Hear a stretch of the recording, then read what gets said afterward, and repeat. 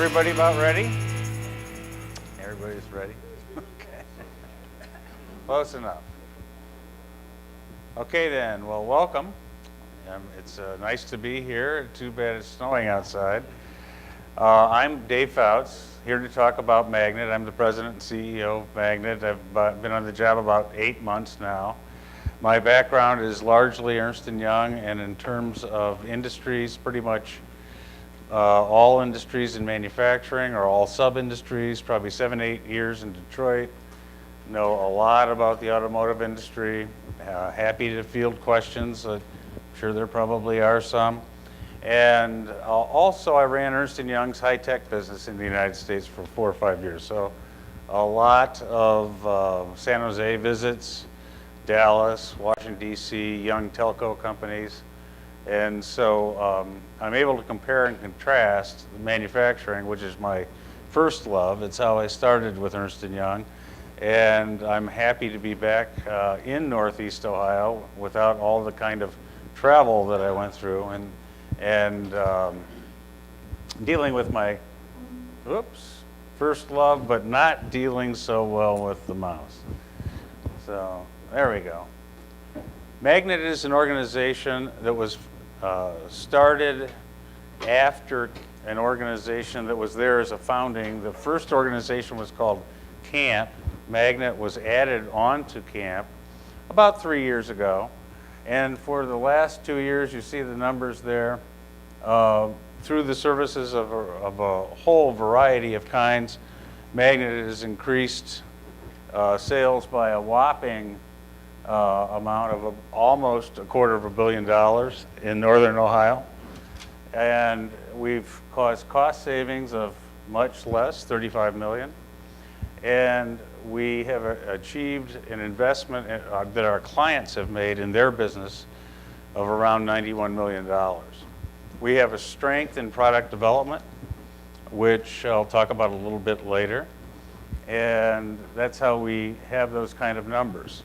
The total impact then in terms of either jobs created or jobs retained in the last 2 years is just shy of 3,000 jobs. Our territory is a broader territory than many people probably understand. We go from basically Pennsylvania all the way to Indiana with our consulting services, and those services would have been the CAMP services that many of you have heard about. In the eastern part of the state, we have other initiatives funded that are not funded on the west side of the state. So activities involving education, activities involving the stimulation of innovation, entrepreneurialism. We run an incubator in Cuyahoga County.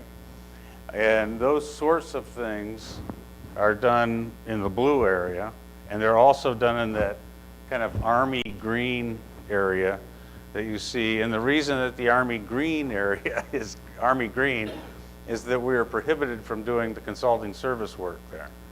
All of this is kind of it really boils down to our funders, the people who fund us, have different territories that they're funding, as opposed to the same territory that they're funding. And so we perform the services that they fund where they fund it.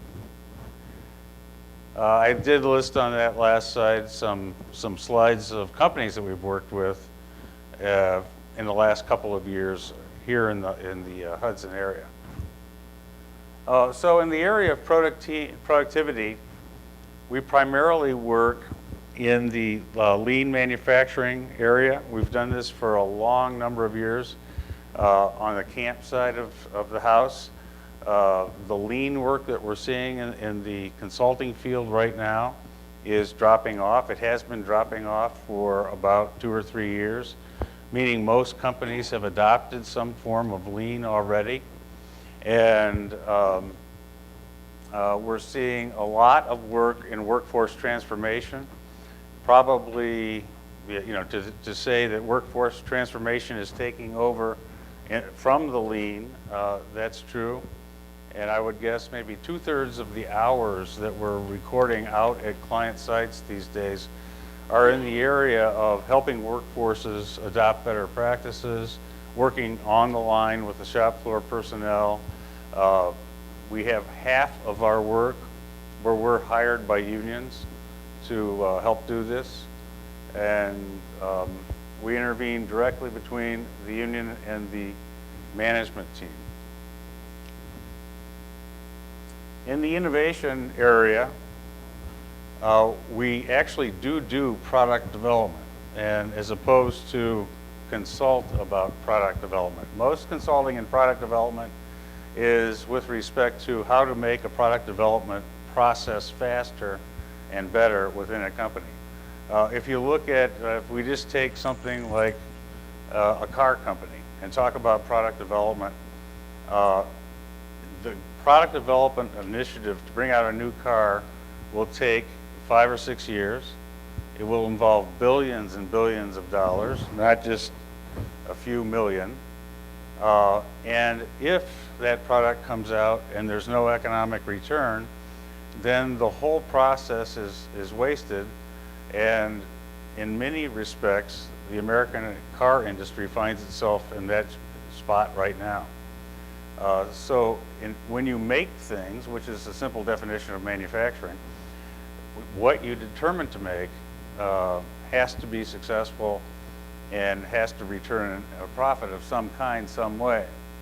We market something called the Eureka Winning Ways as a process for stimulating creativity, a process for getting new good ideas on the table. And it may sound funny, but the concept is to fail early and fail fast.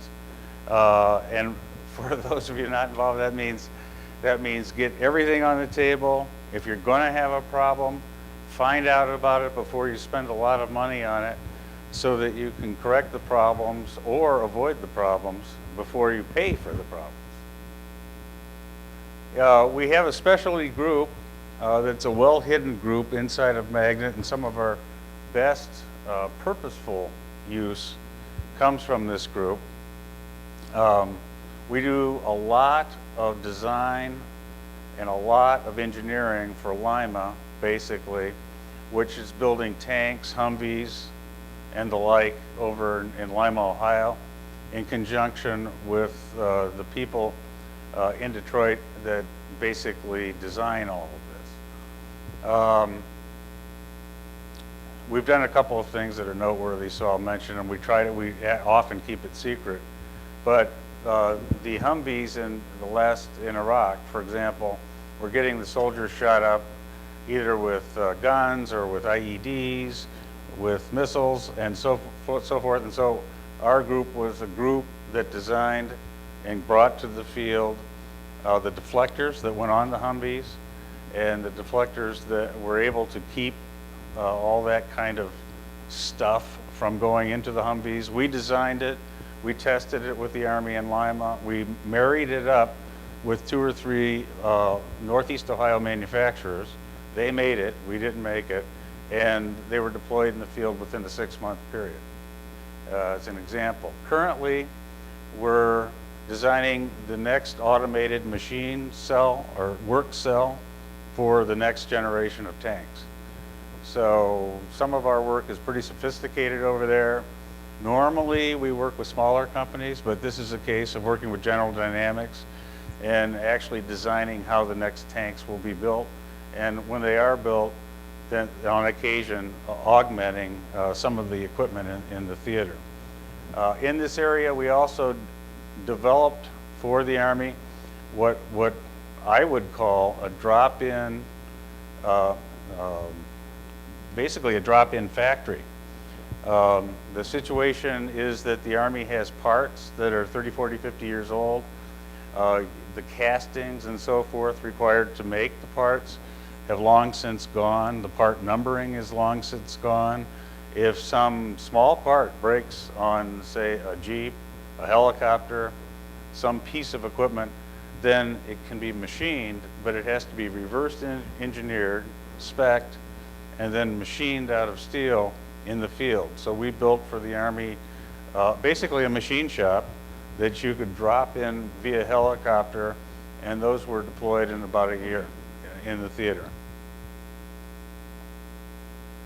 Innovation follows a different path for established companies than it does for the young companies. So groups like Jumpstart and Bio Enterprises are dealing with a lot of technology, a lot of science, and yet they don't know if that will result necessarily in a product, or if it does, if a market exists for the product.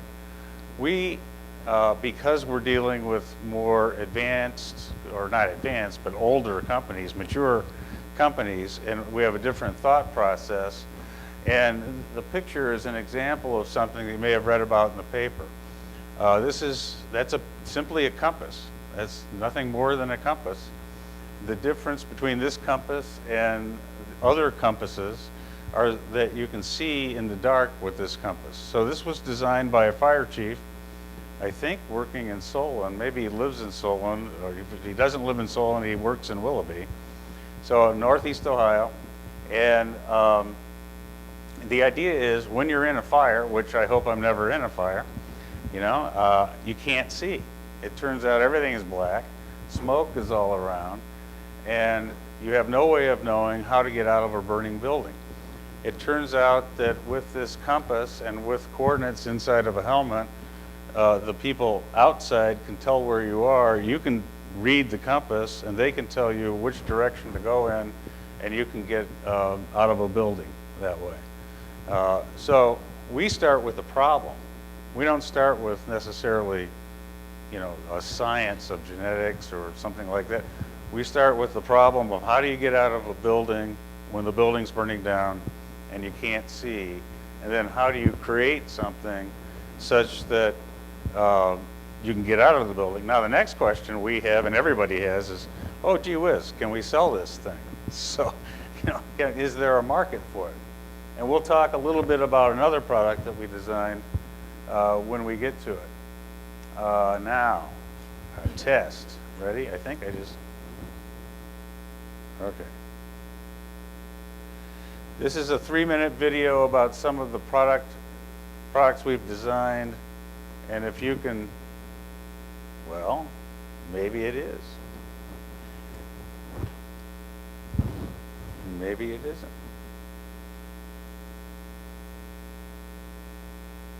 Oh, here we go.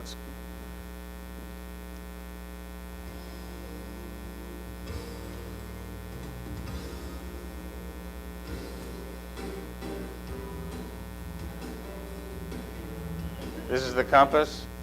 Am I in your way?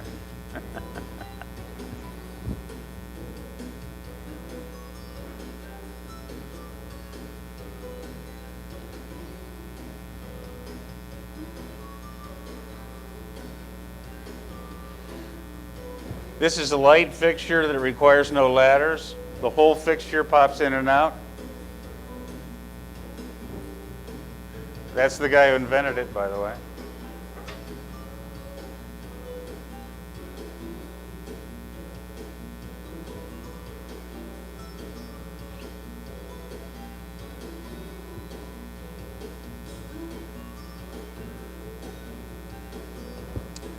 This is a little, what I'll call gimmick. There's a company called Swiss Tech that we design products that they sell.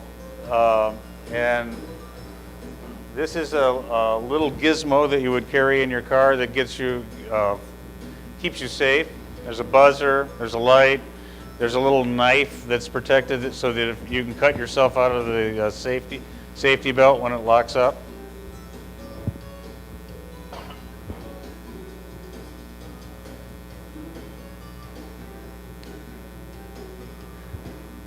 This is a therapeutic device. It's involving laser lights shining on bed sores. You can see it's small enough to be carried as opposed to the huge equipment that would be required in the past. This represents a joint venture between Magnet on the engineering design side, a company in Solon who makes it, and the University of Toledo who developed the scientific laser knowledge behind it.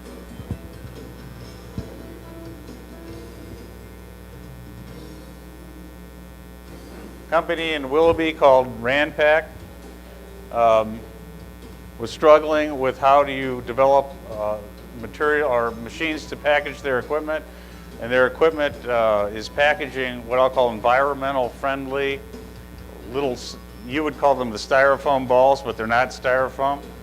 And so how do you keep that going without those things spilling all over and falling into the machinery itself?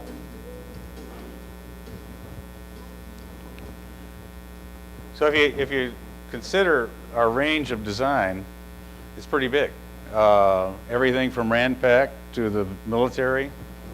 And it's what we stress because we think that our region needs jobs.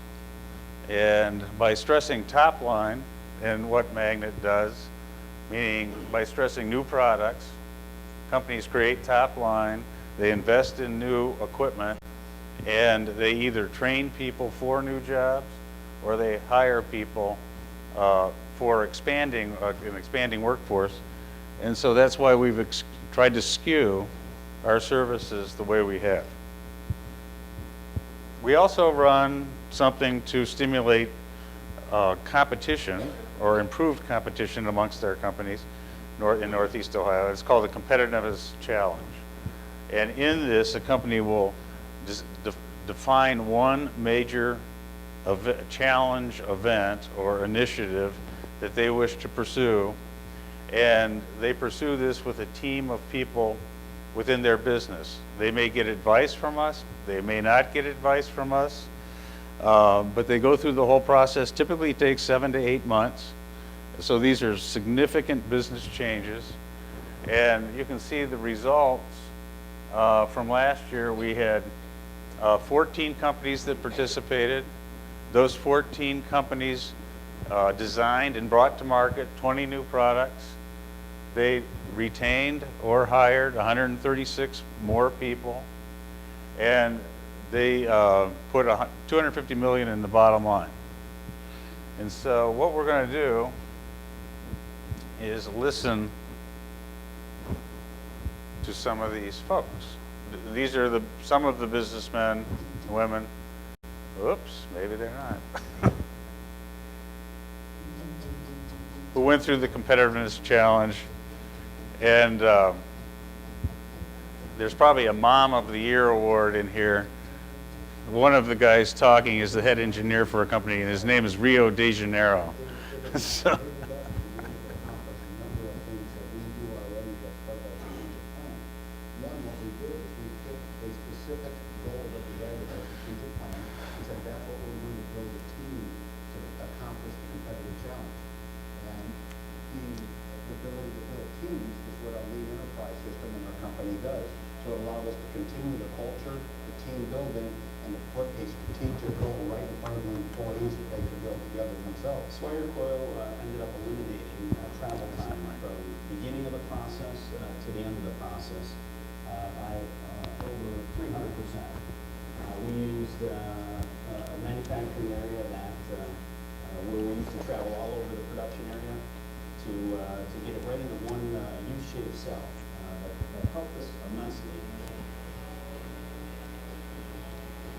We actually put about 1.3% on our bottom line because of the accomplishment.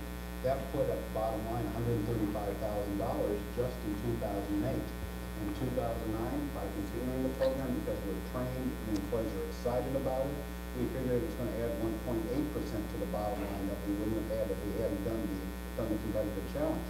The impact of the project, we have reached over $2.5 million in sales for 2008 due to this project. Those sales are still growing. It has also added an incremental $700,000 in gross margin dollars. We've been able to retain 14 to 15 jobs overall by its success.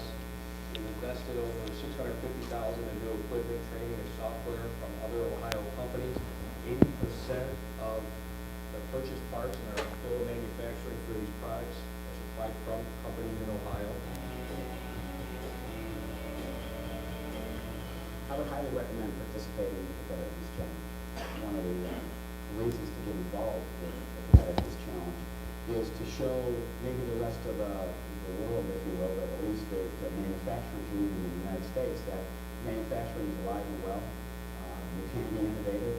can compete and have fun. And we have a lot of great manufacturing companies in this area, lots of great people with lots of great work skills and talents.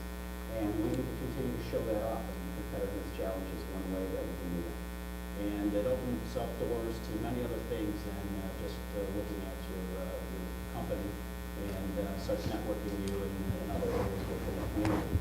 Magnet's been a great source for us, and we look forward to continuing doing another challenge with them and being a big part of Magnet's success, and hopefully they'll be a big part of our success.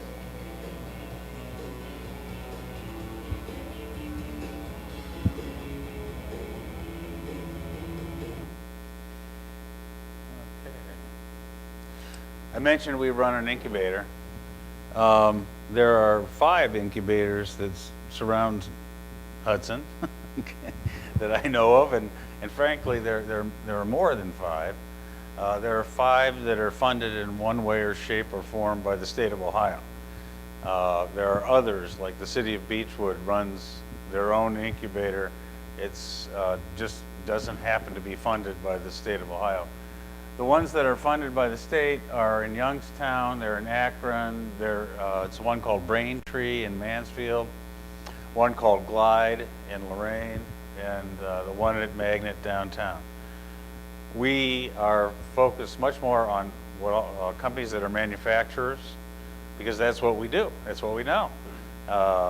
And we have the people there to give the folks, advice when they need it, whether it's accounting advice, legal advice, and much of that goes on in an incubator.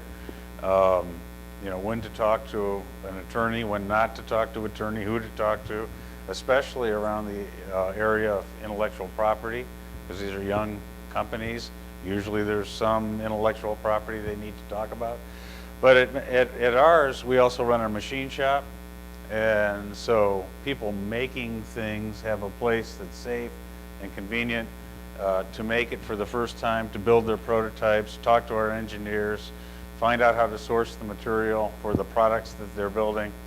Some of the others, the one in Youngstown is fabulous in terms of B2B software, a marvelous place for a place generating software, business-to-business software.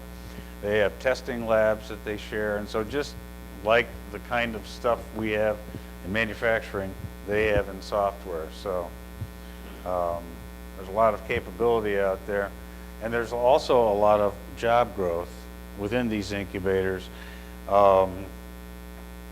It's just that they're young companies. It's going to take a while to hit these huge numbers. And my cursor's not. Okay, some of the firms that we've had in there, and I suppose these aren't household names. There's no Ford, there's no General Motors, there's no, Nestle, companies that you're probably used to in Northeast Ohio, no Goodyears. But we do have current clients. We have a couple of them that are very exciting, and I wish some of the folks were here to talk about it. Osteosymbiotics, and I can barely pronounce it, is founded by a woman who has a PhD, and she's making with advanced materials false craniums, and the false craniums are for people who have had terrible cancer kind of operations, or they've been in horrible car wrecks. And if you've seen somebody, she's come up with a device that can mimic the original skull. For me, that's worthwhile. My grandfather had a machine fall on him at the Firestone Company years and years ago, and had a silver dollar, a literal silver dollar, in his forehead, and you could always tell. There's a company called Vox Mobile. Vox Mobile, it turns out, is a software company in our incubator. What they do is they write software for PDAs, so mainly BlackBerry and the Microsoft platforms are their platform. They've grown from about 8 people 4 months ago to about 50 now. Their cash flow is already positive, and their client base looks, well, their clients and their number of seats sold are phenomenal. Companies like Oracle, Cardinal Health in Columbus have all bought over 1,000 applications from this little company starting up, and I imagine they soon will not be one of our clients because they won't need us very long. But that's the idea. And then we have a number of graduating companies as well. The idea of an incubator is just that. Have companies that graduate, and the way we define graduation, it's they don't need us except for advice. We have a lot of people that we provide advice to, and we hope to do that on a continuing basis, whether they're out of the incubator or not. But one of the key milestones is whether somebody has been supported by a venture capital company.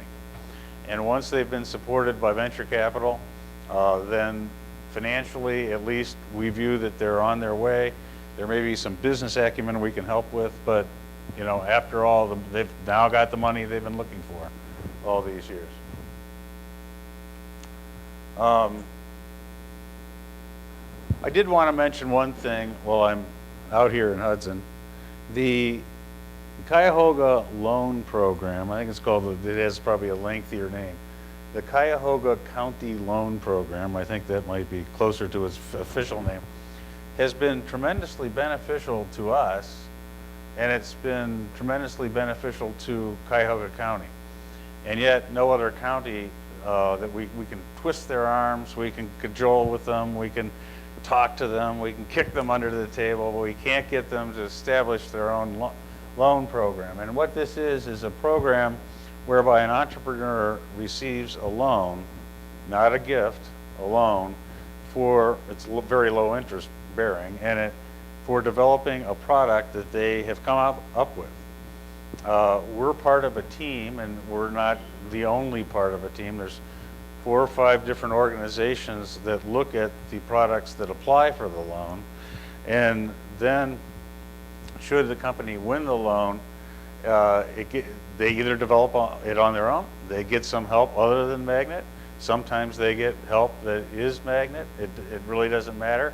The one stipulation that they need to comply with is that for the first 5 years of the product's life, they need to build it inside of Cuyahoga County.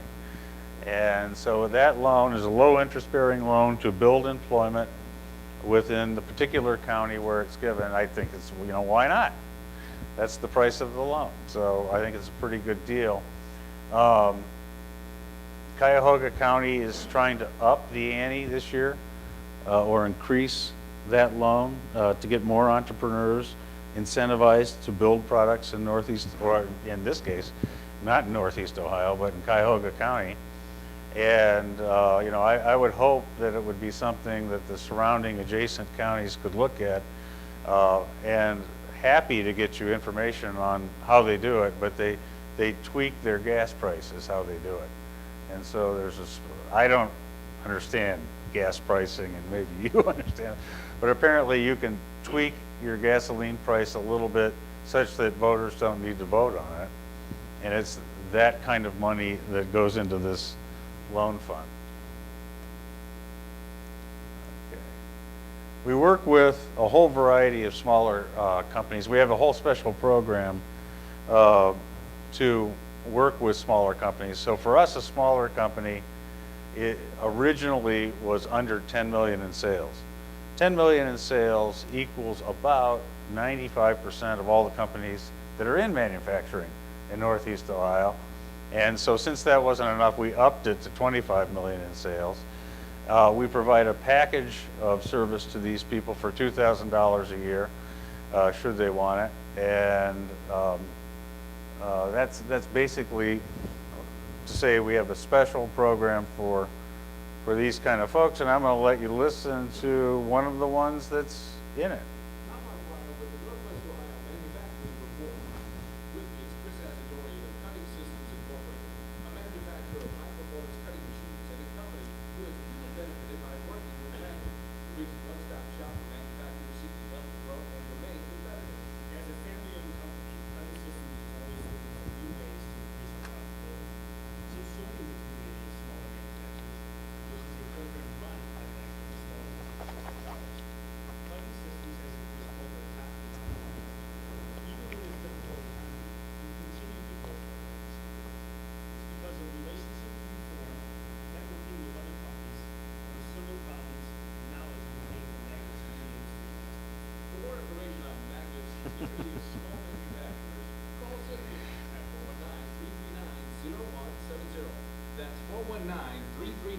0170.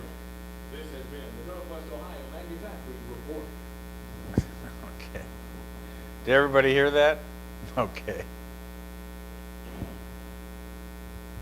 We have a group of people that work with high schools around the region. If I don't know if you would predict the number one problem when you get a number of manufacturers together, but their number one problem is that they can't hire enough good people. Going into this downturn, even though those might not have been great times, we had 6,000 unfilled jobs in advanced manufacturing.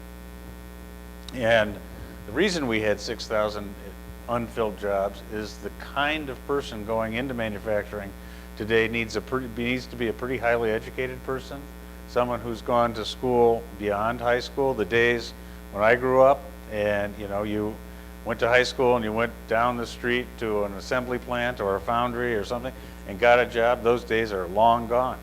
And what has not kept pace is young people going to pursue more advanced education than high school is providing. So this is probably the number one problem if you talk to an employer, and it's for the businesses that are growing. And remember, for every business having a little bit of trouble, there's another business growing. For those businesses, they could employ more if they could find the right people. So we incentivize kids to continue with education in general. We push something that we call STEM. Actually, everybody calls STEM education: science, technology, engineering, and math. We do everything we can to keep kids in high school, and we try to find friends who will put on, small little celebratory kind of parties for the kids if they've achieved a goal. So we had 3 such sessions last year with the Cleveland Cavaliers, where they brought batches of 30 tickets, or 3 batches of 30 tickets for kids who had enrolled in the kind of programs that we were trying to push forward. And 2 Cavaliers would come in and talk to the kids before the game, and they go out and play. The kids had a seat, and it was a great experience for some of these young people. There we are. We have a group that, you think I'm running out of groups, well, I'm not. We have a group of people, one person actually, that helps Ohio companies export more, and that's just a form of finding new markets. We're going to be putting on a couple of shows. They're listed up there today. It turns out that June 4th show is a very technical exporting show, and it's a large show. Typically, it's 300-400 people from around the United States. And we're in the process of developing with the Swedish Council in Cleveland. And I didn't know there was a Swedish Council in Cleveland, but it turns out there is a Swedish Council in Cleveland, who was a lawyer with Kelty Halter for years and years and years, is a Swedish heritage person, and is sort of a lay ambassador, if you will. And so we're going to be putting on a speed dating show, inviting companies in Northeast Ohio to meet companies from Sweden. There's 58 companies from Sweden signed up. These folks want to come over to the United States. Many of them are part of the advanced energy movement that you see going on, many involved in wind, not all. And the idea would be, the reason they're coming is they want to either enter the United States market, or better still, find a joint venture partner, someone who can make the parts that they have that are going on to the various advanced energy machinery and so forth that's already in use overseas. They're looking for sometimes acquisitions. They may want to buy somebody over here. So it's you might call it speed dating for owners. I've never been in speed dating situations, and I imagine I would be crappy, but I'm sure these would be better. And finally, we have a person who really tries to unbundle political snafus, if you will, or governmental administrative, that's a better way of saying it, snafus. So about a month ago, we got a call from one of our smaller companies that we've worked with. He knew us, but the other company didn't. The other company is a family company on the west side of Cleveland. The largest shipment in their company's history was tied up in customs. Customs wasn't telling them anything about it. It was intended to go overseas. It was stopped. It was in a black hole somewhere. It had been there for 2 weeks. They couldn't find out anything. And so we called Senator Voinovich, and within a day, it was on its way, and the shipment went. We got this little thank you letter back, which is very nice, by the way. And that's the kind of thing we like to help our companies with. Okay, now we're going to dive deep on the idea of business innovation in old industries, and I've picked the oldest of the oldest of the oldest of the oldest caveman kind of technology. But I think this product that we're going to talk about will come to market. It probably will shock many, it already has shocked many of the people in the manufacturing world because the technology is just that old. I'm not kidding. It involves a siphon, and siphons have been around for God knows how long. There we go, Archimedes. And yet this siphon has not been used in this manner, and you'll see how it came to life, what we looked at, what the nature of the problem solving was, and why problem solving for, well, you know that one, for this won't work. Okay, we had a guy, his name is Walter Bering, and Walter had lived in the Cleveland area, I think Lakewood, all of his life. He had a vacation home in, I believe, Arizona, and he got really mad one day because he went to his vacation home where he had not been for a while, and his monthly bills for water were $500.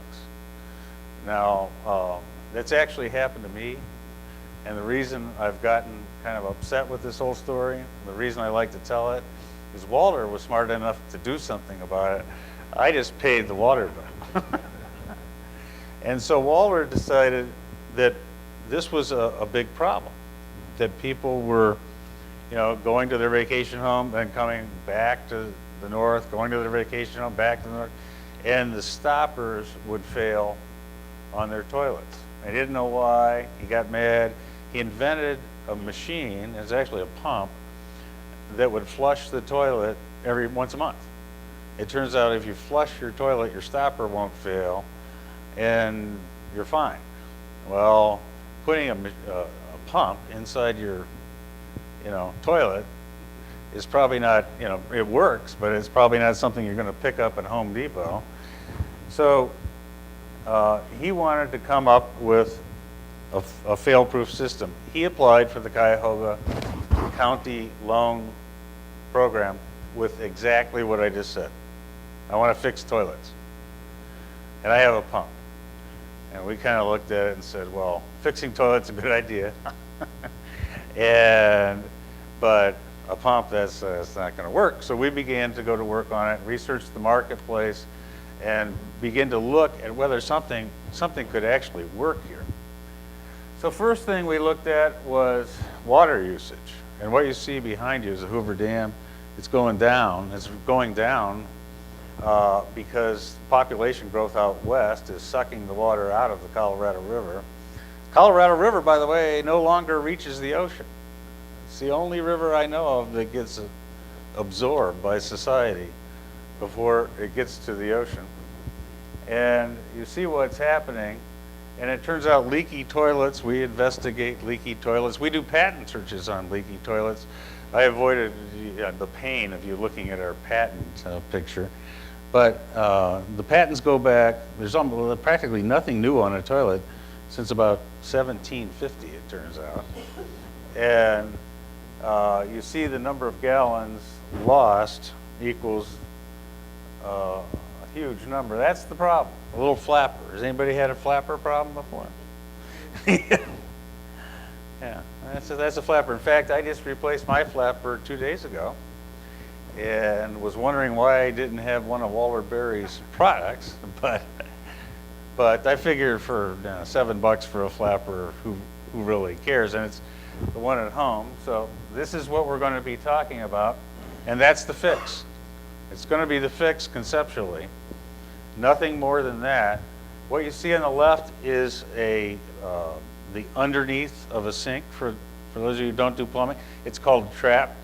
And so normally, again, if you're in a vacation home, turn on the water in your sink, the water collects in that U-shaped area, and part of the value of that is that you don't get cockroaches going through your system and up into your apartment in the West, and especially in Florida. In Cleveland Heights, where I live, other things come into your house that way. And so that's why everything has a trap. Your toilet has a trap, your sinks have traps, every water exit device in your house has a trap. If you begin to turn that trap upside down, you begin to have the beginning of a siphon. So let's look at what happens. I don't know if you can see this, but this is actually the picture of close to the final product. You have a rubber device here. You have this upside down, pardon me? I can point with this. Oh, there. You have an upside down trap. This part of the device will go up and down. As it does, water will enter. It'll create the suction. The water will come down here. You'll notice where it's coming down. There's no need. It's straight up and down. It's a siphon going straight up and down, and there's no flapper.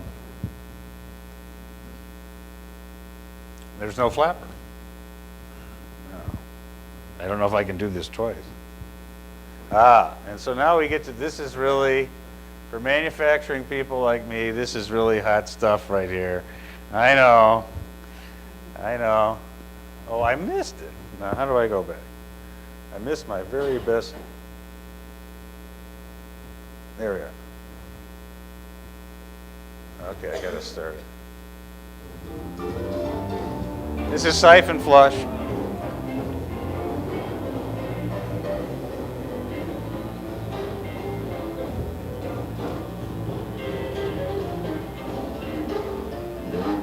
Siphon flush is a simple and efficient design. Instead of opening and closing like the flapper, the siphon flush moves up and down with the movement of the toilet tank water. Here's how it works. As the water in the toilet tank rises, the float chamber on top of the siphon flush traps air and rises until the water stops filling the toilet tank.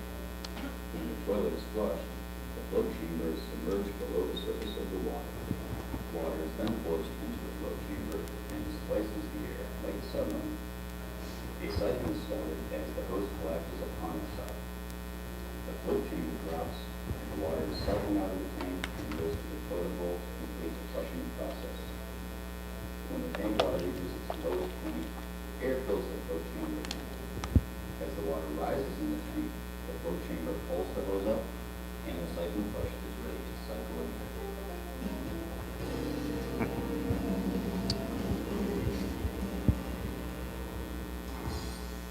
Okay, how many toilets in the United States? How many? I want to guess. How many toilets? 7 toilets in the United States? It's probably 500 million. 500 million is a much closer number. And so where are we? So that same glass toilet was taken to the recent hardware show. Siphon flush was run much like you just saw it run. All the big boys want to buy this company right now. We're making some engineering, some very small modifications. The hardest thing we had to do was to find the right chemistry for the polymer that causes this to go up and down without ruining itself. The actual design of it, once we kind of got it, wasn't that hard at all, as you can see. It's an ancient thing. Okay, Wally Berry's going to sell these for $30 a unit. For someone in a vacation home, is it worth it? I think so. I think so, because you don't have to worry about it. State of California, Arizona, Colorado, and New Mexico are well on their way to mandating it. Has to be built in Cuyahoga County because it was part of the loan fund. It's not a bad deal. So let's listen to Walter Berry. By the way, Walter Berry was a real estate agent. So what he was simply a guy who pursued a problem.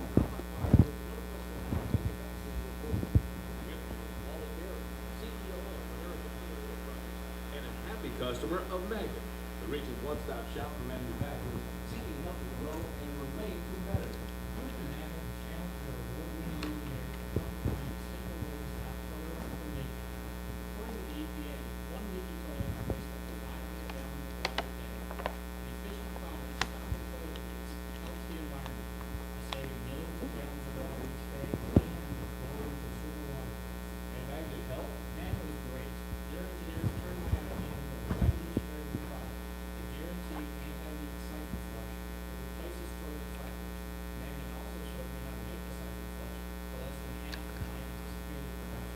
To learn more about Magnet's engineers, visit magnetpdd.org.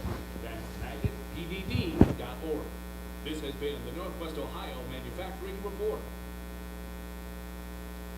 Okay, the story there is not necessarily the homeowner spends $17 on an old-fashioned unit versus 28 for this.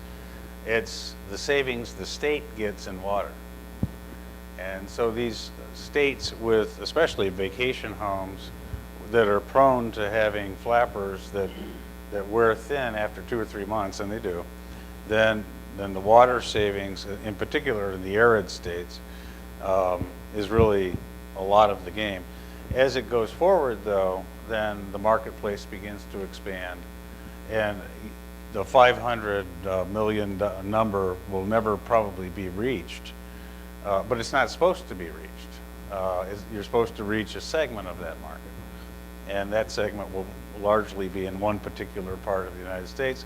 It will make Wally, though, a pretty decent living, and it will make Cuyahoga County have a nice opportunity for job creation. Yeah. Okay, you get a patent on that. If, after China rips it off, does Magnet help them defend the patent? Well, we do help them get the IP, keep the IP. We're not lawyers. No, I understand. We're not lawyers. So But Cuyahoga County has a stake in it, correct? Cuyahoga County has a stake in it. Well, excuse me, the Cuyahoga County does not have any equity in that company. They have a stake in it as far as employees, tax, Sure. et cetera, et cetera. With this gentleman bringing this product out, if there was a problem, I'm talking to If somebody tried to steal it, and big companies, whether they're in China or anywhere, they always do. yeah. And the biggest issue is not that. The biggest issue, advanced lighting. You ever hear of advanced lighting and so on? I used to work for GE Lighting when I first started, and GE Lighting would squash them every time they got something going good. So the biggest problem is with big companies, wherever they are, squashing new little companies. And that's true across all industries. Would you recommend selling that idea as well? I don't think he'll, let me put it this way, he's gone to a trade show too many people. He's building bidders. How's that? He's building a volume of bidders. You don't want to sell it with one bidder, right? And yes, go ahead.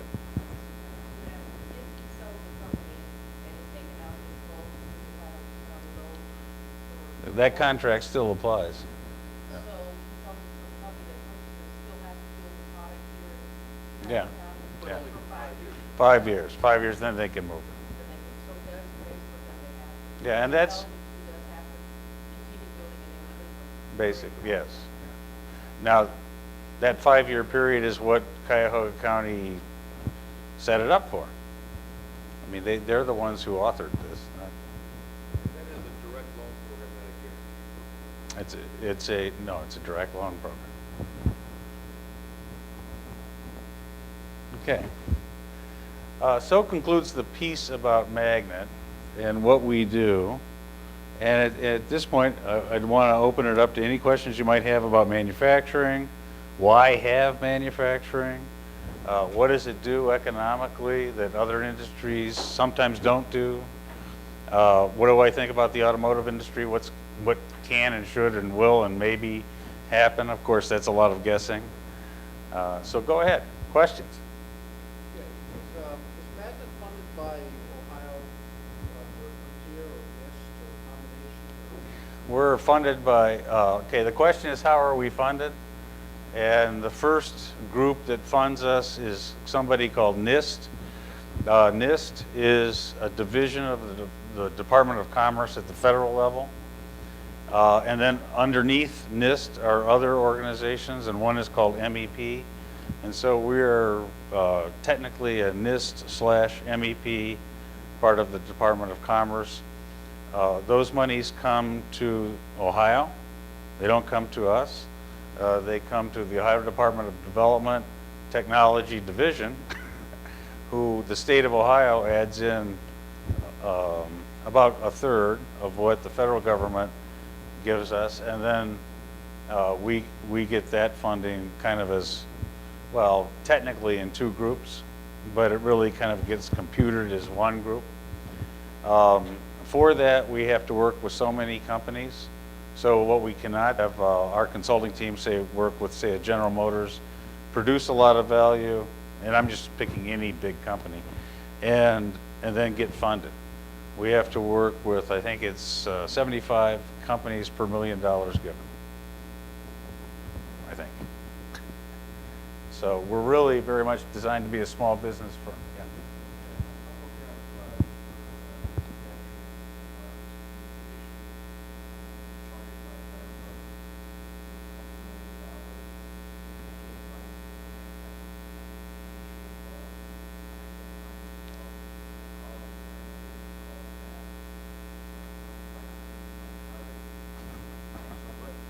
Yes, you can give me your card. I hate to put you on the spot. No, It's your fault. that's our job. But I know if you give it to somebody will call, right? I don't, it's that guy in the letter, Mike Kabilka. But I might put question real quick, what I'm working on, sensor networks. Okay. Outside manufacturing, working with the HARP protocol, processing, instrumentation controls. Mm-hmm. Working with all of the case. I got some PhDs that hired from the case, but very difficult to find help in this area. Okay, we'll give you a call. Yeah.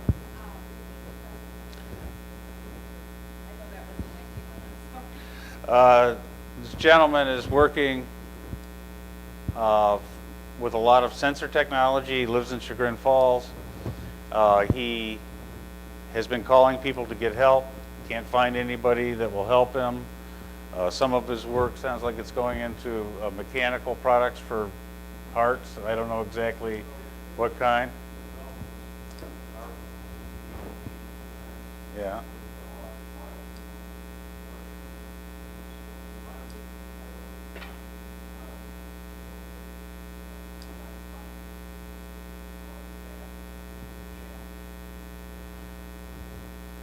So it's a different industry, but a similar story to that Mike Kabilka letter, trying to just get the right people in touch. I will say one thing, and I want to finish off this one.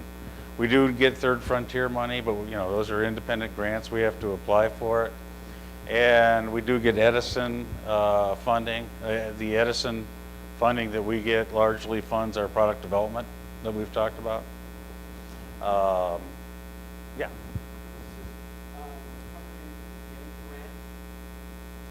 Well, we can, yeah. For example, you know, if it's a what I call a commercial enterprise, especially a manufacturer, applying for a third frontier grant, absolutely yes is the answer to that one. I'm not sure we would go way out of our way if you were a law firm and you're trying to get grants. Yeah. How do they get started with us? Call us. We have a sales force, typically selling the consulting kind of stuff, which is the lean or the product development. And so if we haven't found you, by all means, you know, call us. I'll give you a card and we can exchange information and you just call. If it's on the product development side or any particular niche that I've talked about today, then I can hook you into the right people. We have somebody over here who worked with Ed Nolan, and Ed's the guy to call, for example, in product development and government work. It's Mike Kabilka. And so I just need to supply you the right names, and that's an easy thing to do. Yeah.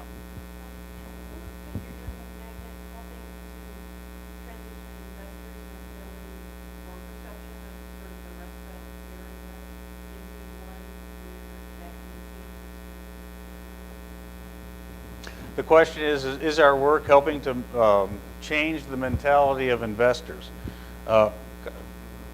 Thank you for that, because I get to talk about. There's two kinds of investors.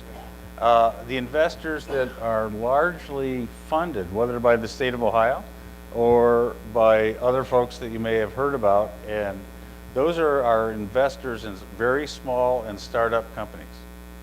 So BioEnterprises, Jumpstart, these are companies that help these companies get going. There are then funding establishments that are different from those that help these young companies get money.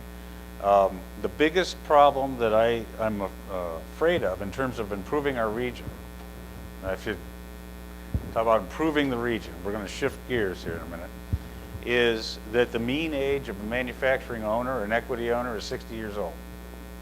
And that person has run a great business, has probably worked his butt off, and is tired. And is tired at a time when it's pretty crappy to be tired. And they may want to sell their business. They don't know how to sell their business. They may think it's a bad time to sell their business. Magnet has never historically had a program to deal with the equity problems of the owner who's had this business, done a great job with it all their life, and because of the current stock market may be perceived to be undervalued. That's going to be our next thing to do. So I'm working with some local first, what I'll call private equity firms and people who help companies establish a value for their company, so that we can begin to put on seminars and help these owners understand, you know, what kind of transactions are doable right now, how to sell it, and so forth. And basically, Magnet wants to move into, okay, you have a $10, $20 million business. Let's do an equity transaction around that size of company. Let's not think about, you know, a 2 or 3 person kind of situation. The problem, I like to think of myself as competitive, and I'm not competitive within Northeast Ohio. I'm trying to beat Atlanta. I'm trying to beat Dallas. I'm trying to beat Houston. That's who I'm trying to beat. They also have that same mean age problem with respect to an equity owner. And so the region that does the best, retaining the companies here, retaining equity here, and attracting equity, but the operations stay here, will be the region that wins in manufacturing in the next 10 years. You know, we can do everything we do, but if we did that, we'd win the game. Yeah. I agree with the comment you made earlier about the Cuyahoga County loan program. Why would everybody else want to do it? So speaking from Summit County's perspective, who was the last person that you talked to in Summit County The, When did that conversation take well, I haven't, let me put it this way, Dan Calatone's on our board. He's the Chamber of Commerce leader in Akron. And in Summit County, Steve Paquette is on our board. place? You should start. Historic, I'm sorry. And they all know this. This is no secret. I mean, the question being, the person. I mean, this has been there for years, and it's no You secret. need to get to is the county executive, and that's where I'm getting at. Has Well. anybody talked to the county executive? I don't know that.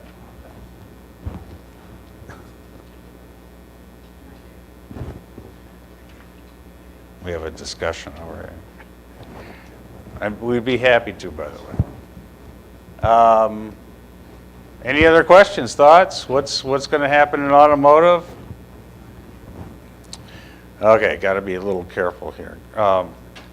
If Chrysler can do the deal with Fiat, then that's probably a good thing. And if they don't do the deal with Fiat, somebody's going to buy many of the assets of Chrysler anyways, especially the Jeep plant, and then the parts plant feeding into the Jeep plant. That's viewed as a very valuable asset. And I thought it was interesting that the price tag or the incentive that the government was giving Chrysler was almost exactly the same exact price tag that Cerberus paid for Chrysler. It was $6 billion. I think it was 6.1 that they bought it for. Of course, that's a little equity, a lot of debt. And so basically, they've given Cerberus a wash your hands and get out of jail card. And Cerberus is a bank, not a bank, but a financial institution, a hedge fund. And it kind of gets me a little mad that's another one of those organizations that kind of escapes. But that's what they've put on the table, and if they have their escape hatch opened, and if they want to take it, they can take it, as long as they can convince Fiat to go in. And Fiat may be thinking they can pick it up cheaper, if they wait. So we'll see what happens, but I think those assets will be pretty good. I think the stampings come out of Twinsburg, right?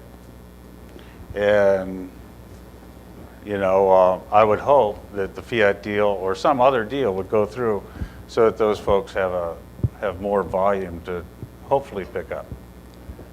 General Motors, I can't imagine them turning around the cash flow of that very quickly. Cash flow problems are huge, and so I would see that unless some other deal is worked up with Congress, that the 2 months that people have given it, it's not going to make it. But then just like Chrysler, and I've run 2 bankruptcies, by the way, and nobody at the worker level lost a job. So there's a lot of people at the headquarters level lost a job. But the big problem, I think, with any of these bankruptcies has to do more with pensions, retiree benefits, those kind of things which go away. To the extent the assets are viewed as attractive, and I can't comment about Lordstown because that seems to be hung up with the electric car, and I can't predict that. I can say that in the bailout, and we follow the bailout monies daily, that in the first 10 trillion that we found, a big hunk is going to the electric car industry. So things like recharging stations, monies for people who want to build battery plants. An example would be a minimum award of $250 million for someone who will match it. So that's, if you think about it, that's a total expenditure of $500 million, and the purpose has to be to build a battery plant that will be involved in vehicles somehow, some way.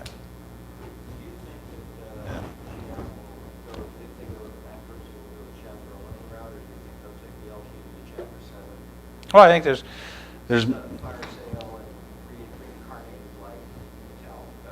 there's many attractive. I mean, they have many assets that people want to buy. So I think that's a matter for the courts. I can't tell you the answer of how they're going to think, or the creditors, and because there'll be a creditor committee one way or another, I would think, that would challenge just a close down. I don't see, any advantage. Well, and how do I say it? When things get so bad, and things have gotten so bad, that what happens is you can kind of forget the laws because the government takes over.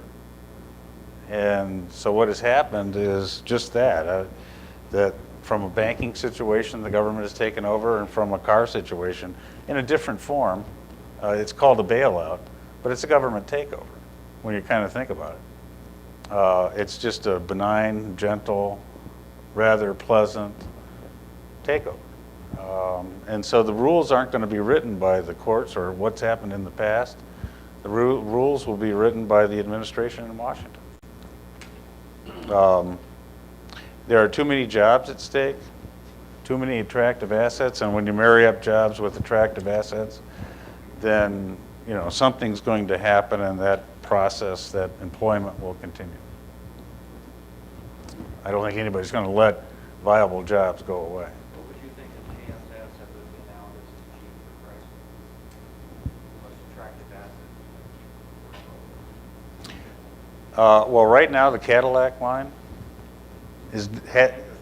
the brand has done well, and I'm pretty sure that'll stay around, and then assets that make those will stay around.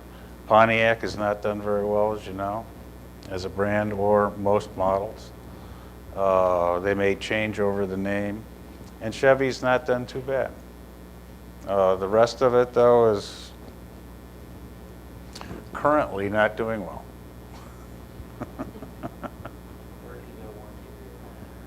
Well, that'll be part of the process, and it may be guaranteed one way or another by either the government or a court situation. Yeah.